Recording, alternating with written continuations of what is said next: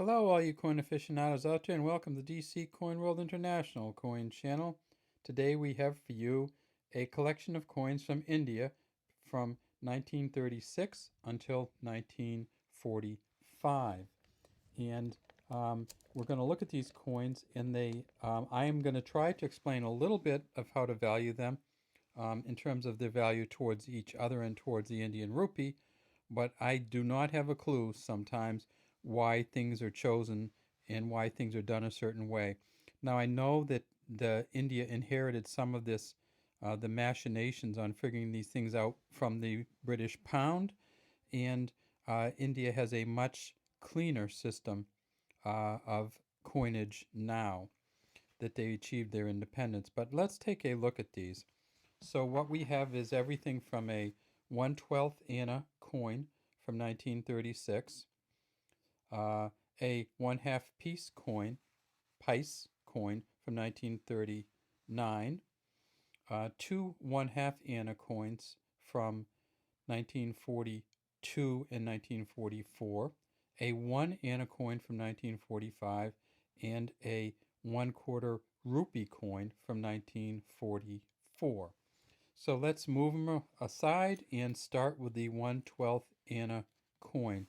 And this coin, my friends, is a beauty. We've done a video on this one by itself, but it really deserves to be part of this collection. And if you look at it, obviously it's a very small coin, tiny. It's 17.4 millimeters in diameter and weighs about 1.65 grams. It says 1/12th Anna, India, 1936 on the front. Has a smooth edge, and then on the back, on the front, we see it says George the Fifth, King Emperor. And if we go in tight, we see the crown and the medals and the toothed edge going around the outside. So this coin is a 1/12th Anna, which means there are 12 to the Anna.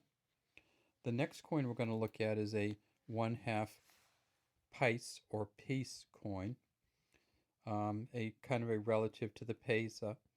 And this particular coin, if we look at it closely, it says 1/2. It says Pice, India, 1939.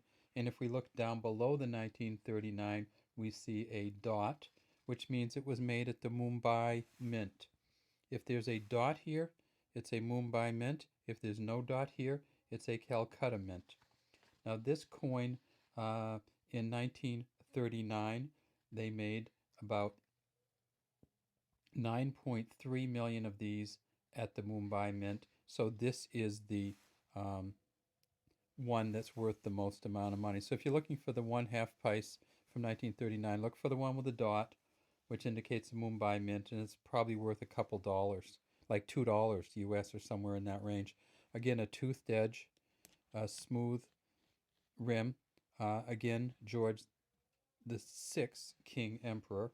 And did you notice the difference here between 1936 and 1939? George the Fifth, King Emperor. George the Sixth, King Emperor. So we've changed a monarch as we went between the 2 years. The next coin we have is a 1949 1/2 Anna. I'll say what I should do though is go back and tell you that this half pice coin is worth about, there are 4 of these, there's 8 of these to the Anna. So the 1/12th Anna coin is 12 to the Anna. The half pice, there's 8 to the Anna. The half Anna, there's 2 to the Anna. And this is a 1942. And when we look at the 1942 half Anna, we see that it is, again, but we start to see some languages around the outside. So in the Indian languages of Urdu, Bengali, Telugu, and Devanagari, we have, it says 1/2 Anna in those languages, or 2 paisa. This coin here in 1942, there were 159 million made at the Bombay Mint and almost 8 million made at the Calcutta Mint.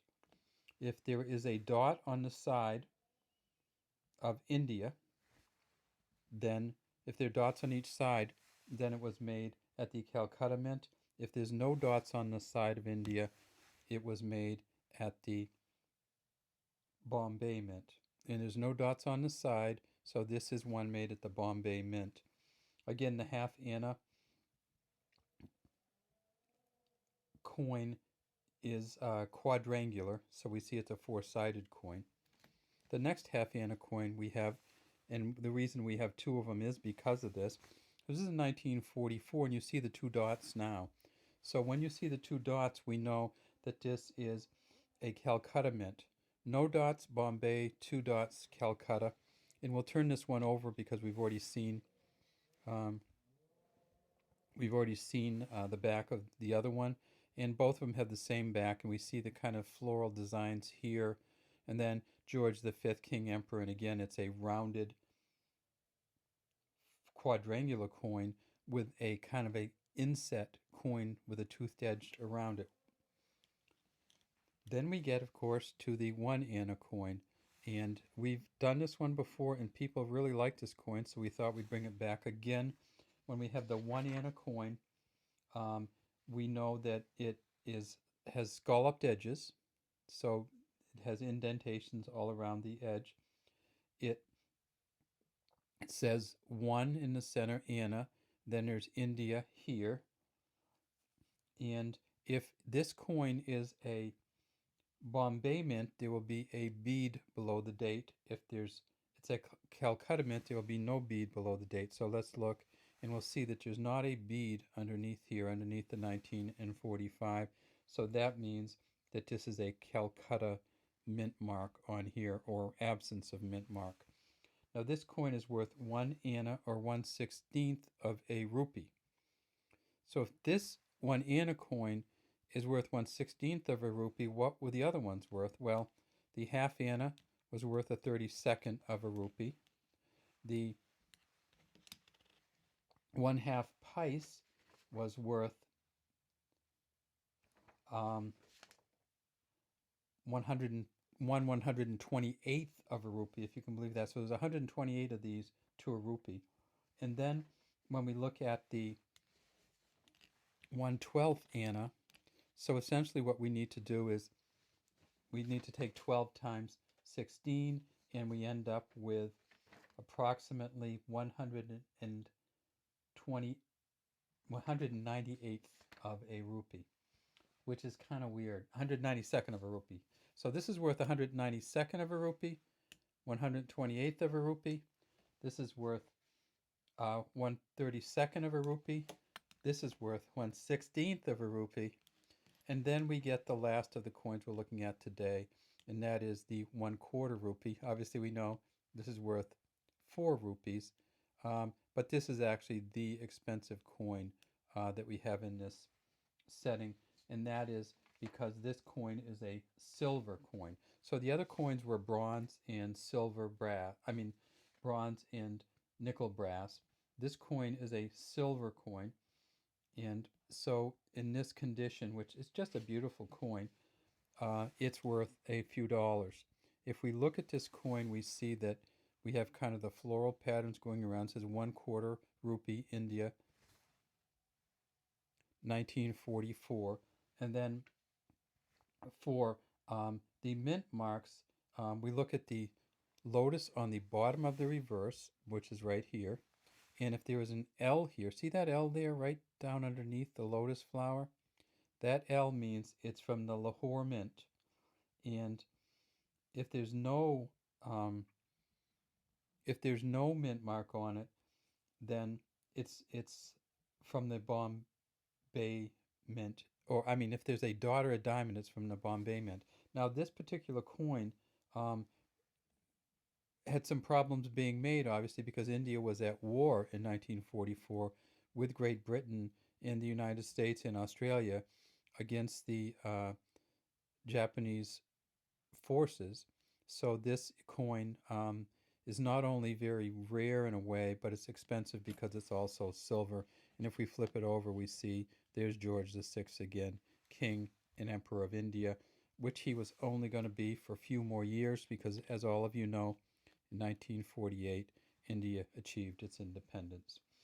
This coin, there were 170 million made at the Bombay Mint and 86.5 million made at the Lahore Mint. So this is a good coin, it's a valuable coin, and it is just a very pretty coin also. So that's all we have today for our India coins from 1936 until 1944, 1945 actually, counting the 1 anna. And we'd love to have you subscribe to our channel, the DC Coin World International Coin Channel, and leave any comments you have in the comments section.